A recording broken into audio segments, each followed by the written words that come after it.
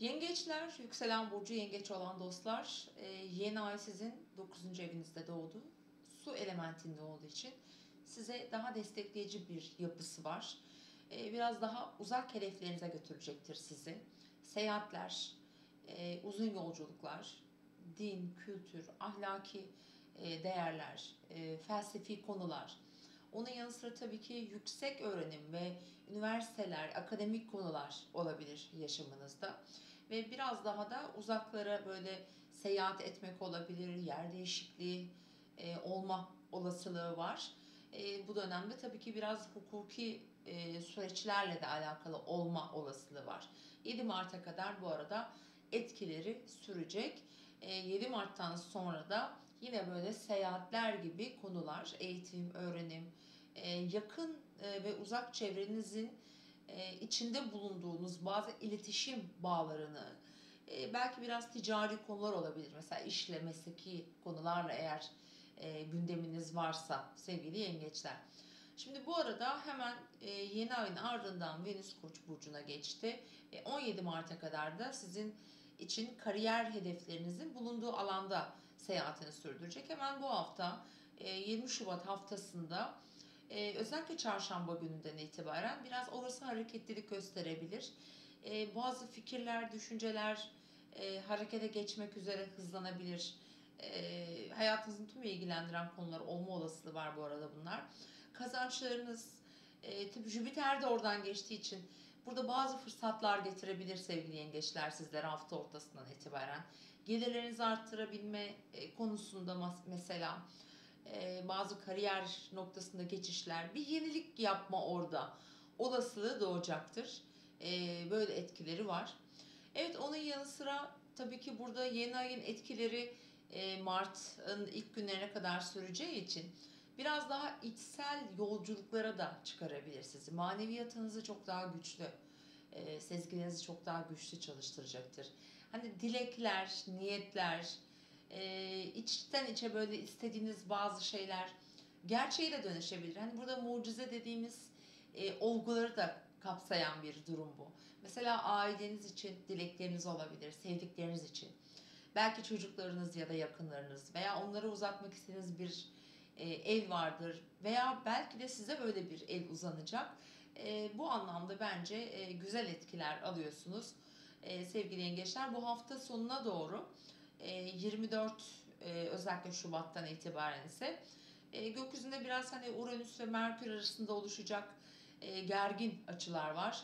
Biraz belki arkadaş, eş, dost, sosyal çevre alanında bazı sürpriz gelişmeler olabilir. Hani sert etkiler var gökyüzünde. Direkt etki almıyorsunuz ama finansal kaynaklarınızı ilgilendirebilir.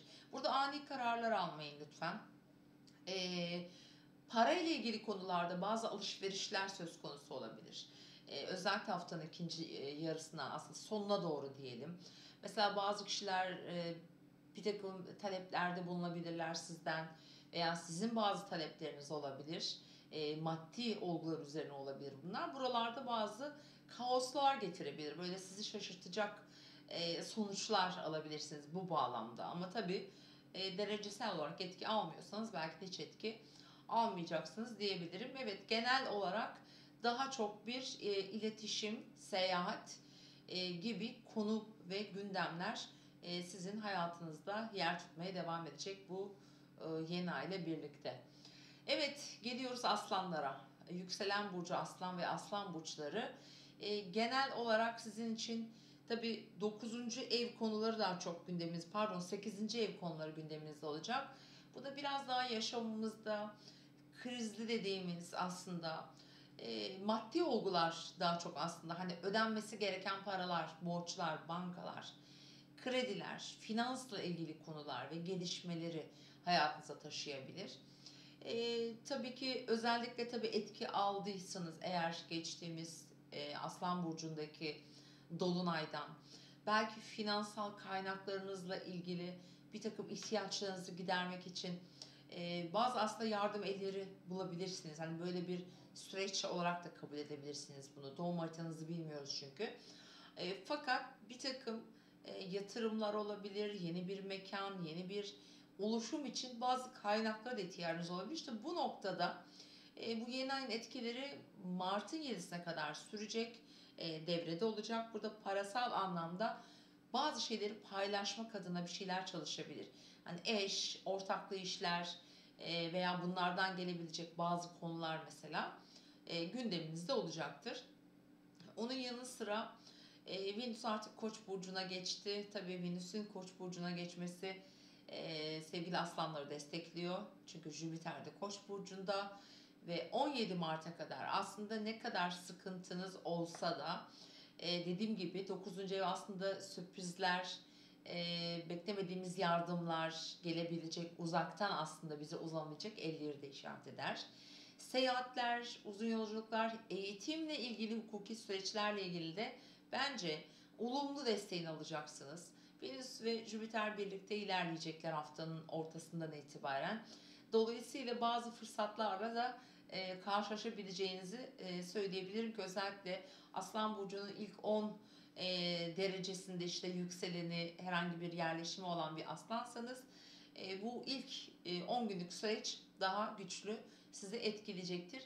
Diğer Aslan Burcu'nun ikinci 20 günü, üçüncü 20 günü de doğan bir aslansanız da evet biraz daha Mart ayının ortalarına doğru bu etkileri tabii ki siz de sırasıyla mutlaka yaşayacaksınız. Ama Venüs'ün Koç'a geçmesi sizi en fazla cesaretlendiren burç olduğunuzu söyleyebilirim.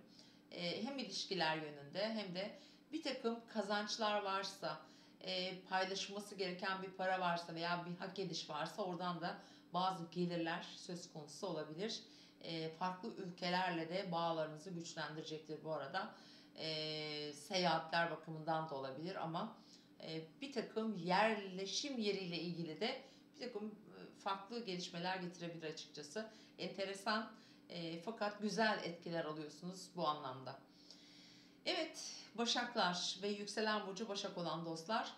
Yeni ay en önemli aslında sizin için olabilir. Çünkü tam karşıt alanınızda gerçekleşti, 7. evinizde. Yani burası genellikle ilişkiler evimizdir. Tabii bu 6 veya 8'e de kaymış olabilir doğum haritasında. Ama genel itibariyle hep karşı tarafı, işte eşini, partnerini, evliyseniz mesela, değilseniz de hayat arkadaşı olabilir. Ortaklı bir işi veya karşı taraftan beklentilerinizle ilgili, bu bir arkadaş da olabilir, sosyal platformlarla ilgili. Buralarda bir takım yenilikler söz konusu olacak. Burada yeni başlangıçlar. Yeni ayın aslında temalar arasında bu vardır. Fakat hani balığın bir derecesi genel olarak Başaklar için bazı ilişkileri başlatmak gibi düşünsek de aslında bir sonun başlangıcı olarak da değerlendirebiliriz bunu. Yani bir karar mercihi sanki olacak sevgili Başaklar. Bu anlamda baktığımızda burada bir yenilik ama ne yönde bir yenilik olduğu tabii ki doğum haritası ile ilgili. Belki bir şey bitecek, ondan sonrası için bir yenilik başlayacak diye düşünebilirsiniz. Tabii çok zor günler geçiriyoruz ülkece. Mutlaka hepimiz yaşadığımız deprem felaketinden etki aldık. Dolayısıyla sosyal ilişkilerimiz bizim de maddi bakımdan da olabilir. Kayıplarımız olmuş olabilir. Bu anlamda işte böyle yaralarımızı şifalandıracak, saracak, bu ilişkilerde bizi zorlayan alanları da iyileştirecek bir süreç olarak da değerlendirebiliriz sevgili Başaklar. Evet, genel anlamda şöyle baktığımızda tabii 5. ev Venüs orada seyahatini sürdürecek. Genel olarak burada bir iyileşme getirebilir. Sevdiğiniz insanlar, çocuklarınız olabilir veya bu alanda bazı çalışmalar yapmak isteyebilirsiniz. Başkalarına yardım etmek amacında da olabilirsiniz açıkçası.